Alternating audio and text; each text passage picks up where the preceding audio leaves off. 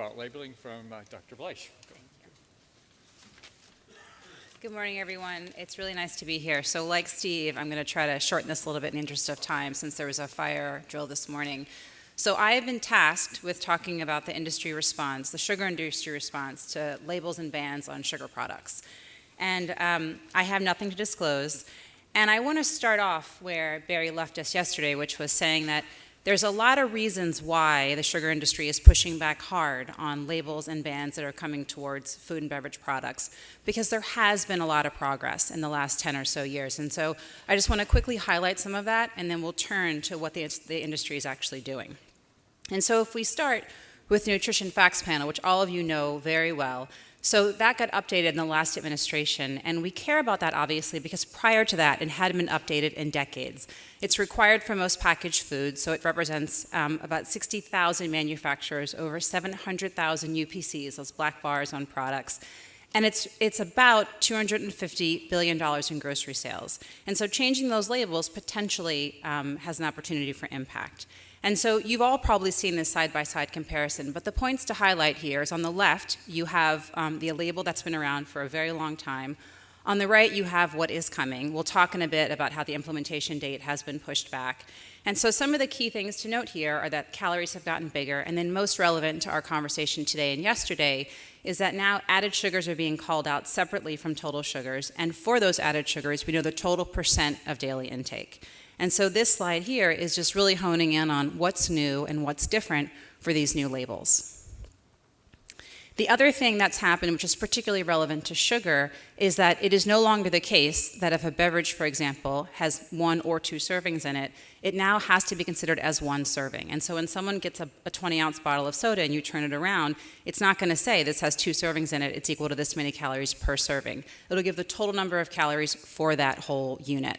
And the reason this matters, and we can argue about whether or not people use these labels, but the reason that that change matters is we as Americans have very poor numeracy. And so it's a lot to ask someone to actually turn something around and say, okay, well, 100 calories, there's 3.5 servings. A, people won't do it.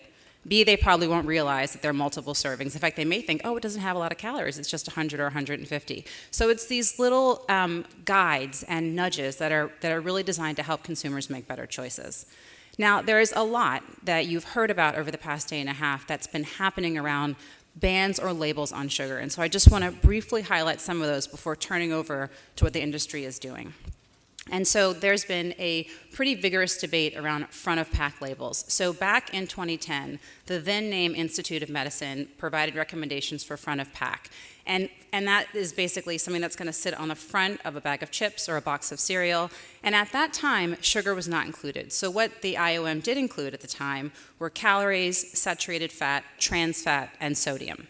They came back out with another report a year later, and this time they included sugar. But there has been tremendous pressure from the industry to actually not put these labels onto products. And so the labels have not been implemented on the front of pack. What has happened is that there was a collaboration between the Grocery Manufacturers Association and they came up with something called Facts Up Front, which is another version of a front of pack label, which is not as easily understandable to consumers. And then there's all sorts of stuff happening globally, some of which you heard about yesterday from Barry. And so the impetus for a lot of this was the WHO proposal back in 2004, which said front of pack is a really effective policy measure for improving diet and health. And the recommendations from the WHO didn't have specifics in terms of the criteria, the format. It was sort of be creative, but front of pack may be an effective policy tool for your community. And so since then, there have been a number of countries which have passed different versions of front of pack. And so this is just showing you some of them. And so if you start here on the left-hand side, there's a number of countries that have these sort of summaries. On the left, the far left, you have the keyhole, which is a voluntary measure, which is in Sweden, Denmark, Norway, Iceland, and Lithuania. And then increasingly, there have been different types of front of pack, either in the form of warnings, like we see in Chile, which are represented up here. You heard a lot about these yesterday, or in the form of giving people information, for example, here in Australia and New Zealand. You see that one right here. And those are, again, designed to help consumers make critical decisions at the point of purchase. Now, what's important to note here is that the vast majority of these are actually not mandatory. The vast majority of these are voluntary, save Chile and Ecuador and Mexico. And you can see here, this is, Mexico has not yet come out with theirs yet, but this is Ecuador. So it's sort of a version of a traffic light / a warning label. Now, in getting these different front-of-pack labels to pass, there has been a lot of pushback. So, for example, Israel, which has not yet put theirs into place, they have spent a long time pushing back and trying to have a label put on the front of pack. What they wanted to do, and what the Minister of Health came out and said they were going to do, was that they were going to use a heuristic which showed the number of teaspoons of sugar represented by each item. So you imagine you're taking a can of soda, and there's a stack of teaspoons indicating how many teaspoons were in that can. They came out and said it was going to happen. They got tremendous pushback. It is no longer going to happen. Those labels have not yet been rolled out yet. They're expected in the next couple of years. In France, there was a multi-year effort to try to push labels out on food. They had the Nutri-Score system. And after about a 4-year battle with industry, it was finally adopted. And there was a lot of pushback from the agricultural industry, and there was a lot of intense lobbying to try to force these labels not to come out on food products. And so some places, I mentioned Israel already, but there are a number of places, not all of which are included here, where we expect to see labels in the coming years. So Canada has had a vigorous debate. Their labels are expected to come out in 2022. And then Peru, very soon, is expected to adopt the exact same label as Chile, which, as you heard yesterday, has been enormously successful, both at modifying consumer purchases, but in also encouraging reformulation. Now, the macro question is, broadly, do front-of-pack labels work? And there's really a growing evidence base on this, and some areas are really still emerging. But overall, what the evidence suggests is something is better than nothing. And so if you give consumers a traffic light, which is the colors, if you give consumers sort of a dashboard, which is the New Zealand-Australia example, if you give consumers a warning label, which is the Chile example, those all seem to work better than giving them nothing at all. So that's take-home point number one. Take-home point number two is that within the different types of options, there's preliminary evidence which suggests that when you use a warning label, that may be more effective than other types of labels, but that's not totally definitive at this point. Now, if we hone in on sugary beverages, which you've heard a lot about, this is an area where the research really is quite new. And so for sugary beverages, there have been efforts to have text warning labels and efforts to have graphic warning labels. So here in the US, in San Francisco, they were able to pass in 2015 a text warning label, which could appear on billboards, not on the actual canister. And that has been held up in the courts. And so the decision on that is not out yet. What the evidence suggests on text warning labels is that if you put those texts, so if you think about this, think of this image on the left-hand side, if you put an image like that, the general evidence suggests, this is all relatively new, most of this has been done by Christina Roberto at Penn. What it suggests is that adolescents will purchase fewer sugary beverages, and then parents of children will purchase fewer sugary beverages. There's been a very recent study that just came out by Laura Zatz, who's a doctoral student here, looking at graphic warning labels and seeing what effect that has on purchases. And the take-home point there is that graphic warning labels, and I'm just going to flip back here quickly. So things like this on the right-hand side of the slide.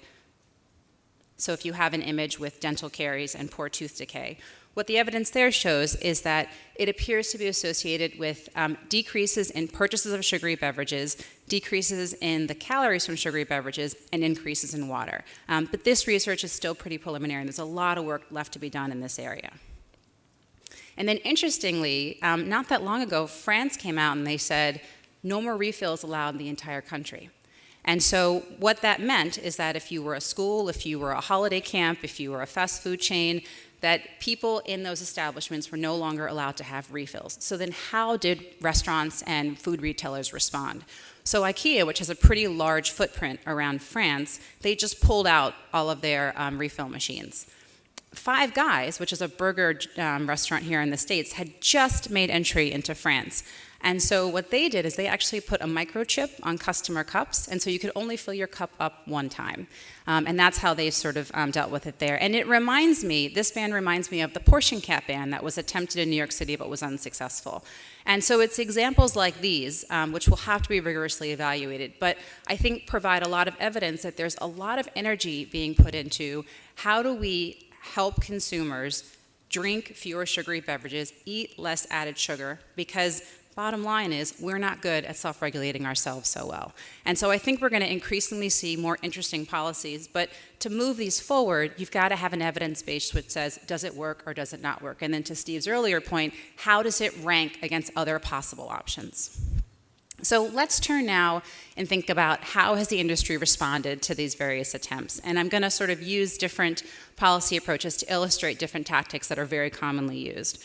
So the first, which is super common and you've all probably thought about, is a policy comes out, it is disliked by industry, let's just try to delay it as much as we can. And so a great example of that is Nutrition Facts Panel, which we talked about a few minutes ago. So the final rule came out from the FDA, the Food and Drug Administration, in May of 2016, with a compliance date of right now, July 2018. That was delayed because companies said, look, we need additional time. We're not going to be able to do this by the time you say, give us additional time. And then what was also very interesting is companies that had pure sugar products like honey and maple syrup and different products like that, they came out and said, but you're listing us as added sugar, it's going to be confusing to consumers because we're not actually added sugar, we're a pure product. And so the FDA said, okay, we're going to issue guidance for how to do that. So the FDA issued draft guidance, which came out this past March, and now there's a new deadline for compliance. If you are a large company making more than $10 million a year, the current rule is that you have to comply by 2020. And if you're a smaller company, less than $10 million, you have to comply by 2021. Now, the thing to watch out for is, does this actually happen by these dates? If you think about menu labeling, which first became law in the 2010 Affordable Care Act, it was just implemented about 2 months ago, 8 years later. And so it is very common to have delays in different policies, and often these delays, and that is the case here, are sparked by industry pushback. And so just to sort of summarize some of the arguments, which I talked about and others that I didn't, you will commonly hear things like, it will cost too much to meet the original deadlines. It was the exact same thing with menu labeling. We have to change all these menu boards. It's an undue burden. Or we need additional time to make those changes, which was largely pushed by the Grocery Manufacturers Association. The other thing that was happening here in parallel, because obviously none of this can be considered within a vacuum, is that Congress also passed a law on GMO labeling. And that final rule is expected to come out shortly. And so some of the pushback was, let's wait and see what the GMO ruling is, and then we'll turn back to the Nutrition Facts Panel. And so it's another reason why Nutrition Facts has been delayed, to wait and see what happens with the GMO rollout. I mentioned this issue of pure products, so maple syrup and honey, and it's also a good illustration of how politics can make strange bedfellows. So in Vermont, the maple folks got together with the honey folks and went to FDA and they said, we need you to fix this because we are not really added sugar. And so they came together to try to push for this exemption. And so effectively what you'll see on the Nutrition Facts panels, there's like a little asterisk next to those products, and it sort of refers customers to more information to understand about maple and honey and those sorts of things. The cranberry folks also came out and they said, wait a minute, cranberry's not a sweet, it takes a little more added sugar, we need an exception too. And so, you can imagine that as these things are rolling out, there's all this pushback that's happening that can make it very hard for things to actually happen on time. And in thinking about what's been happening with nutrition policy, it's important to think about the time that we live in right now in the current administration.